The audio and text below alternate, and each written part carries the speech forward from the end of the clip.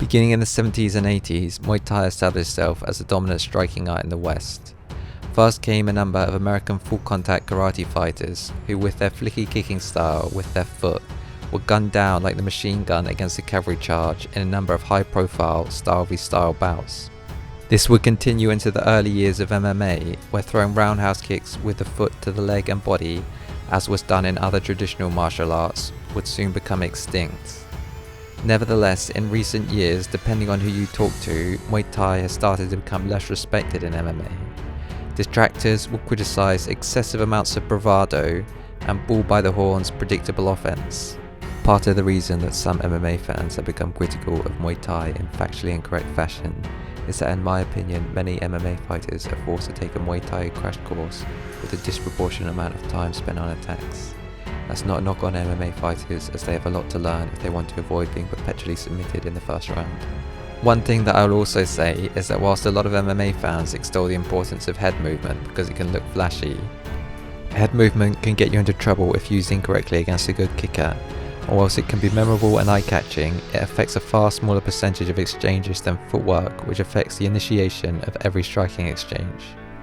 In this video, I'm going to break down the footwork of 4 authentic Thai Muay Thai fighters whose footwork is on another level to what you see in the UFC. Starting the list with Samar, multiple-time Fighter of the Year in Thailand. Some trivia about Samar: he is one of very few boxers to make their debut against a former world champion. In his bout with Lenahan, here you can see him even during the feeling out period, where a lot of fighters might be slack with their technique, obeying the basic principles of good footwork. He moves by widening and shortening his stance against a very cautious opponent who keeps his distance.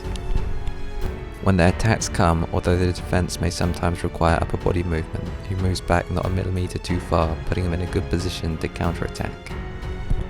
In another bout where he has a reach advantage, here you can see Samar maintaining millimeter for millimeter perfect precision, working at a distance where he is in his range and out of his opponent's. At one point, when he has his back to the ropes, Samar evades in an almost neutral stance, sliding to his left. Atache is another Muay Thai standout with over 200 fights and a 90% win rate, who has been known to win fights on the back foot. In his fight with Anwar, who is one of the biggest punchers in Muay Thai, here you can see him operating on the back foot, drawing him onto his attacks. As he tries to stay on his bike with his back off the ropes, he pivots on Anwar to create space. He also uses his punches to create space, moving to his left after a left hand and moving to his right after landing a jab or a right hook. Atache's footwork was a key factor in his win over Anwar, which at the time represented a big win. One thing to note about Atache is that in general he is on his bike more mobile and elusive when tested at the highest level. When fighting lower caliber opposition, you may see him cutting off the ring or just straight walking the opposition down. Although most famously known for his toe-to-toe war with John Sannon, Satman Cole is another Muay Thai fighter who has been known to win fights off the back foot, most notably against Raymond Dekkers. Here you see him circling to his right away from Dekkers' right hand and out of the range of his famous left hook.